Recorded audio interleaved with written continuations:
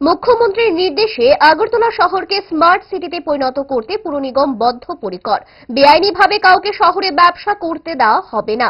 পাশাপাশি কোনো সমাজ বিরোধীর কাছে পুর নিগম মাথা নত করবে না। পুর নিগমের আইন অনুযায়ী প্রকৃত ব্যবসায়ীর ব্যবসা করার ক্ষেত্রে কোনো অসুবিধা হবে না।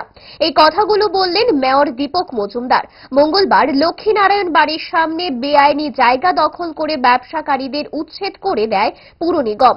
সেখানে 7 জন বৈধ লাইসেন্সধারীদের ব্যবসার সুযোগ করে দেয় নিগম। এদিন এই এলাকা পরিদর্শন করেন মেয়র দীপক মজুমদার, সঙ্গে ছিলেন কর্পোরেটর রত্না দত্ত সহ নিগমের আধিকারিকরা। বেআইনি জায়গা দখল করে ব্যবসাকারীদের বিরুদ্ধে মেয়র সংবাদ মাধ্যমের সামনে বিস্তারিত তুলে ধরেন।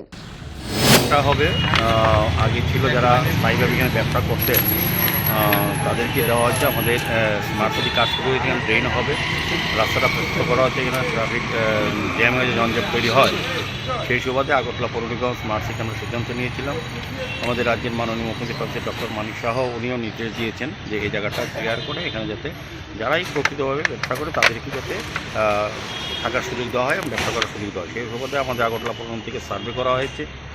বিভিন্নভাবে অনেকেই চেষ্টা করেছিলেন অবৈধভাবে এখানে ঘর নির্মাণ করার, সেগুলি আমরা পৌর নিগম থেকে সরিয়ে দেওয়া হয়েছে। এবং যারা প্রকৃত এখানে ব্যবসা করতেন আমাদের কর্পোরেটর থেকে আমরা রিপোর্ট নিয়ে যিনি এই ওয়ার্ডের কর্পোরেটর এবং চেয়ারম্যান এবং ব্যবসার সঙ্গে কথা বলে আমরা একটা লিস্ট ফাইনাল করেছি। মাননীয় মুখ্যমন্ত্রীটা দেখেছেন, ওনারা বিধানসভা এটা ওনার সঙ্গে আমার আলোচনা হয়েছে। উনি নিজেই আজকে বলেছেন কদিন আগে যে নিজে দাঁড়িয়ে থেকে এগুলো তোলা যায়। এখানে কিছুটা প্রতিবন্ধক সৃষ্টি হয়েছিল, কিছু লোক বাধা দিয়েছিল, কিন্তু আমাদের সরকার এবং পৌর নিগম বদ্ধপরিকর যে কোনো অবস্থাতেই কোনো সমাজ বিরোধী বা কারো বাধায় আমরা মাথা নত করব। সরকার কোনো রকমে নাকে মুখে গুছে সারাদিনের জন্য বেরিয়ে পড়া, অম্বলের আর দোষ কি? তাই তারা 5 দশক ধরে গ্যাস, অম্বল ও পেটের সমস্যা একমাত্র সমাধান গ্যাস নয়।